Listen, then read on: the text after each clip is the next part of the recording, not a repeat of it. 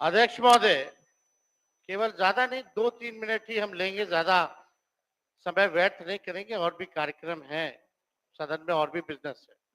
माननीय विजय चौधरी जी यहाँ बैठे हुए हैं। आप सब लोगों को पता है कि हमारी सरकार जब साथ में थे, इससे पहली वाली सरकार 17 महीने, तो हम लोगों ने जातीय आधारित गणना कराई थी।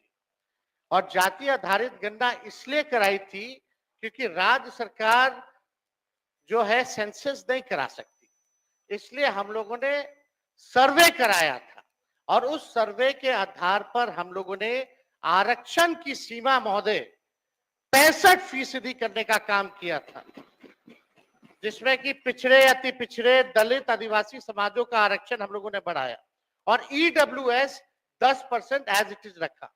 आज संविधान दिवस है महोदय, और संविधान दिवस के दिन पर कम से कम ये चर्चा, कम से कम सरकार से अपेक्षा ये की जाएगी कि इसका कम से कम जवाब देने का काम करे। और इस दिशा में आरक्षण जो हमारी सरकार, जो महागठबंधन की थी पूर्व में, जो 65% हम लोगों ने बढ़ाया था, इसके लिए क्या कदम उठा रही है फिर से लाने के लिए। अध्यक्ष महोदय, आप जान रहे हैं कि हाई कोर्ट 9/11/23 में ये पारित हुआ था, मेरे जन्मदिन के अवसर पर, आपको बखूबी याद होगा। और ये 20/6/24 को जो है मना कर दिया गया हाईकोर्ट द्वारा, और ये दिया गया कि इसका जो है प्रॉपर स्टडी जो है नहीं हो पाया है, इसको देखते हुए इसको निरस्त कर दिया गया।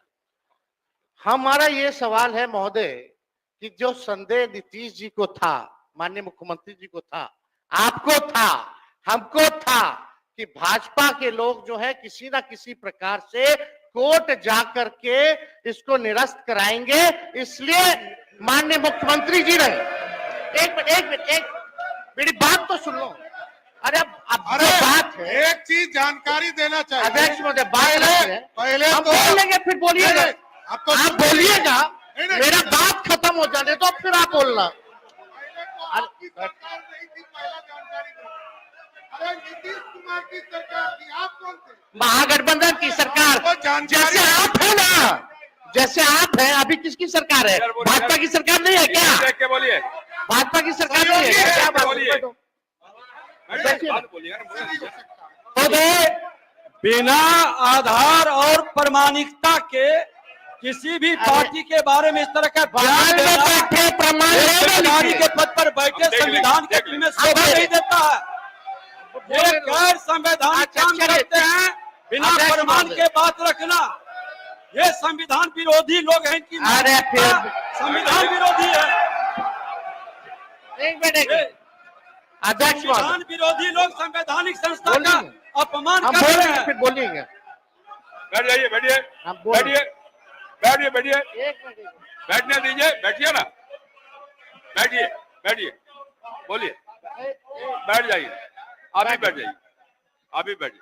देखिए, लेकिन माननीय मुख्यमंत्री जी के कहने एक मिनट, आज ही मैंने आग्रह किया है, कल भी मैंने कहा था ये बात, संसदीय लोकतंत्र में हम अगर बेहतर ढंग से अपनी बात रखेंगे, मुझे भी उस जगह पर रहने का अवसर मिला है और मैं समझता हूं कि बेहतर ढंग से बात रखेंगे तो बात में वजन भी आता है। तो सभी से अपेक्षा करता हूं, केवल नीति बात नहीं कर रहा हूं, सबसे अपेक्षा करता हूं अपनी बात रखते समय ठीक ढंग से अगर बात रखेंगे, ढंग से बात रखेंगे आप, तो संविधान का सम्मान भी होगा और आपके विषय में दम भी आएगा। बोलिए।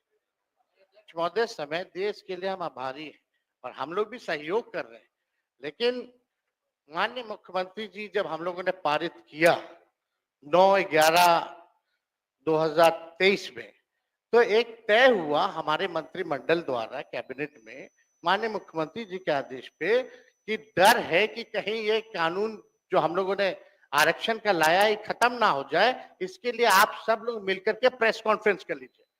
और सम्राट चौधरी जी जो आप बोले, उस तरह प्रेस कॉन्फ्रेंस का वीडियो हम आपको भेज देंगे, आप दोनों को। उसमें माननीय चौधरी जी ने क्या कहा था, अशोक चौधरी जी ने क्या कहा था, हमने क्या कहा था, आपको प्रमाण मिल जाएगा। चलिए, दूसरी बात मेरा यह है कि अब तो स्टडी, अब तो सुप्रीम कोर्ट में चल रहा है, अब हम लोग भी सुप्रीम कोर्ट में, आरजेडी भी पार्टी बनी हुई है उसको लेकर के। अब मेरा सवाल ये है कि जो बहालियां हो रही है, जो आरक्षित वर्ग है उसको नुकसान हो रहा है कि नहीं हो रहा? 16% हो रहा है ना। ये गंभीर मसला है महोदय। पिछड़ों का, अति पिछड़ों का, दलितों का, आदिवासियों का, जो भी आरक्षित वर्ग है उनका भारी नुकसान हो रहा है। मेरा यही कहना है, अगर सरकार, और देश में ये पहली ऐसी सरकार थी 17 महीनों की जहां जाति आधारित गणना भी हुई और 65% आरक्षण की भी सीमा की गई। पहली बार इतना बड़ा निर्णय हम लोगों ने लिया, उस निर्णय को लागू कराने में क्यों फेल रहे? अब महोदय 2 पॉइंट हम खाली रखना चाहते हैं कि 23 में ये लागू हुआ, 23 में ये लागू हुआ। सुन लीजिए, आप भी बोल। अरे भाई बैठिए ना। अध्यक्ष, अरे बिल्कुल विषय नहीं, इसका विषय है ये क्या? विषयों की वो जगह महोदय प्लीज। उस जगह पर नेता प्रतिपक्ष के रूप में हम बैठते थे, यही व्यक्ति बोलने नहीं देते थे। आज खुल करके यही अंतर है। आज नेता प्रतिपक्ष के रूप में इस पर डिबेट कर रहे थे, आप माइक बंद कर दिए। अध्यक्ष महोदय 2 पॉइंट आप करा रहे हैं, आपको आप बैठिए। अवगत करा रहे हैं।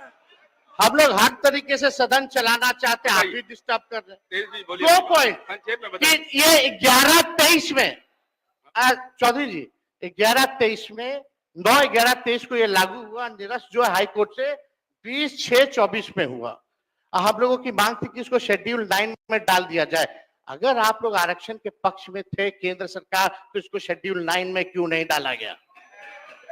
पहला प्रश्न। दूसरा महोदय कि अभी भी हम लोग इंतजार कर रहे हैं, अभी भी माननीय मुख्यमंत्री जी को मेरे तरफ से रिक्वेस्ट कर दीजिएगा चौधरी जी, और दोनों चौधरी जी कर दे तो ज्यादा भार पड़ जाएगा।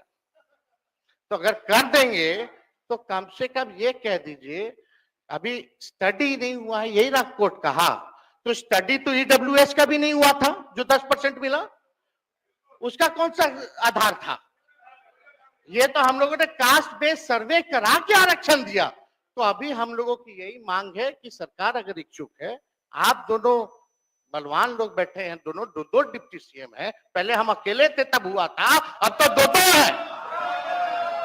तो महोदय यही हमारा मांग है, खाली मांग सुन लिया जाए कि इसमें अभी भी स्टडी के लिए एक असेंबली की कमेटी बना दीजिए, एक असेंबली की कमेटी बना दीजिए जो स्टडी कर ले। और अरे भाई आप बैठिए ना। अरे सुन लीजिए ना, क्या व्यवहार है? डिप्टी सीएम है यार, डिप्टी सीएम जैसा बर्ताव कीजिए। जब बोलने का मौका देते थे नहीं सभा देता था। मांग ही नहीं। अरे संवैधानिक पद का हमारी ये मांग है संविधान की बात स्टडी के लिए महोदय न्याय की बात एक कमेटी विधानसभा की बना दे सरकार, और 4 दिन का ये जो 5 दिन का सत्र है इसको 1-2 दिन और बढ़ा दे, और कैबिनेट से जो संशोधन करना है कम से कम 65% नहीं 85% कर दीजिए। आप 10% और बढ़ा करके बिल ले आइए, हम लोग सब लोग मिलकर के पास करने का काम करेंगे, यही मांग है। माननीय मंत्री संसदीय कार्य महोदय